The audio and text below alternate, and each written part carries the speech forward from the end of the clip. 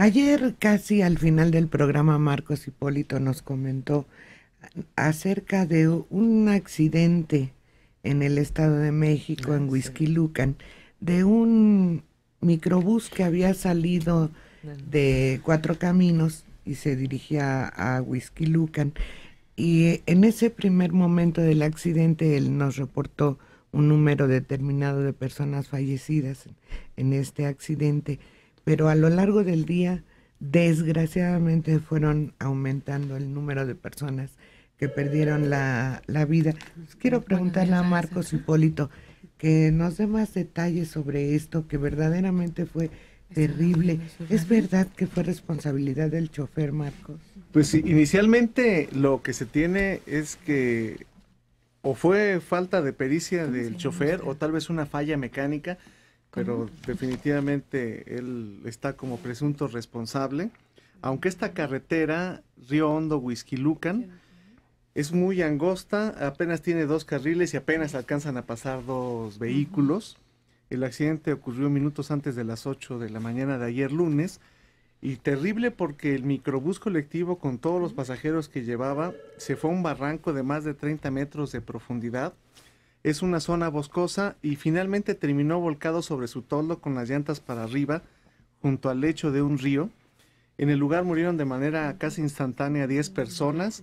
Se sabe que 6 eran hombres, 3 mujeres y un niño como de 12 años de edad. También se dice extraoficialmente que hay una persona que ya falleció, y es que un helicóptero de la Agencia de Seguridad Estatal, la ACE, trasladó a 2 muy graves al Hospital Lomas Verdes del Seguro Social, un hospital de traumatología, y los demás lesionados están delicados.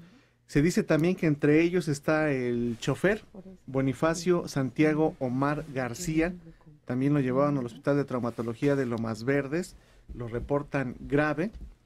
Y una labor titánica para el personal de los servicios de emergencia que se encargó de rescatar todos los cuerpos.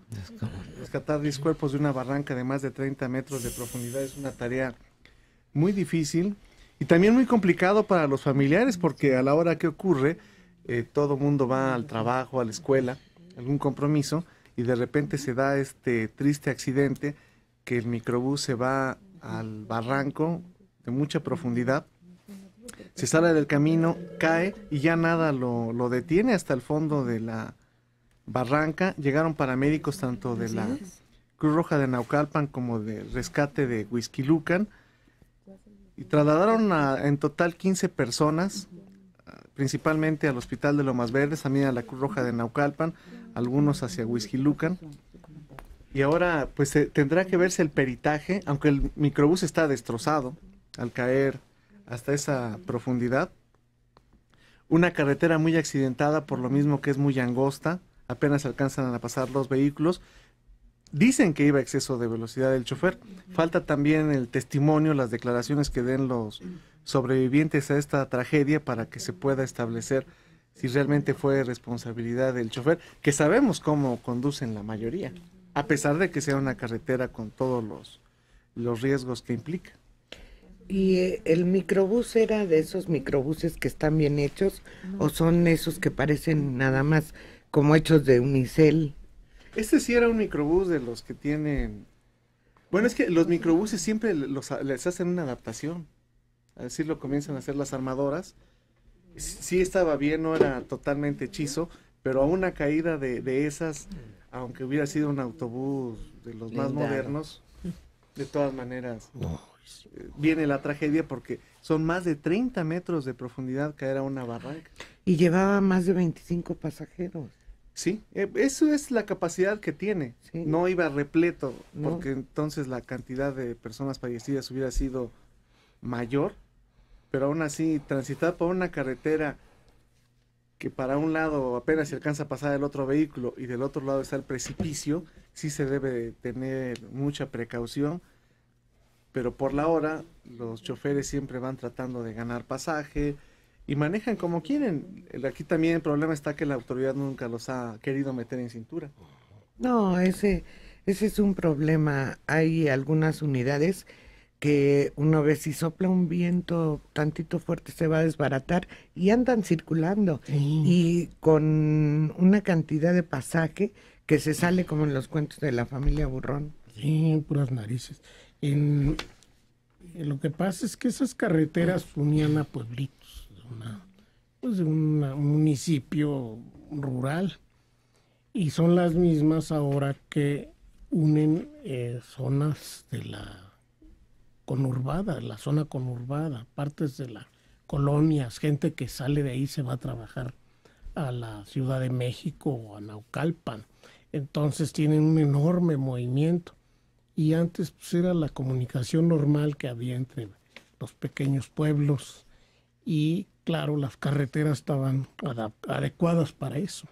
Se necesitan en todos esos caminos hechos y derechos, con 6 carriles mínimo.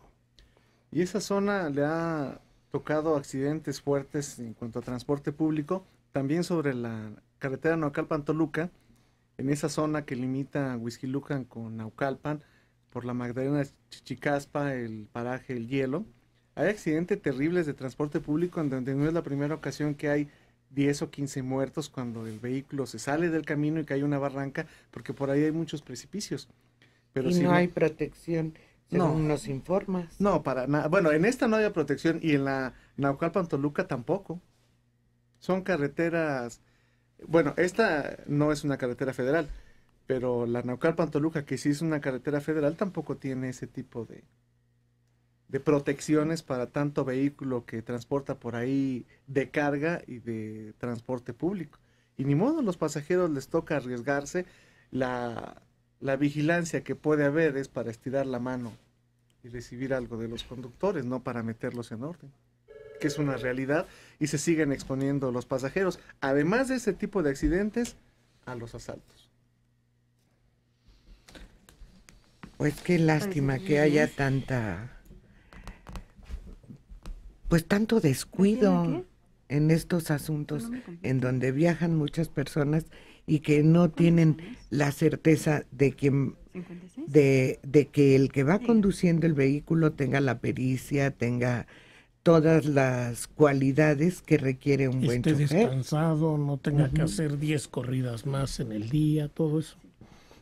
Y además que ellos puedan tener un ingreso que les permita no trabajar en exceso para completar el gasto de su casa y el pago del microbús y la gasolina y las reparaciones. Y viven a la orilla en la cuerda floja viven. Sí, muchos de los conductores, tanto de taxis como de estos vehículos, trabajan hasta 12 horas diarias para pagar la cuenta, para sacarlo de la gasolina, para apartarlo de las reparaciones y para llevar gasto a su casa. Sí, y son muy jóvenes, no tienen la pericia necesaria de una persona ya La responsabilidad. con una larga capacidad.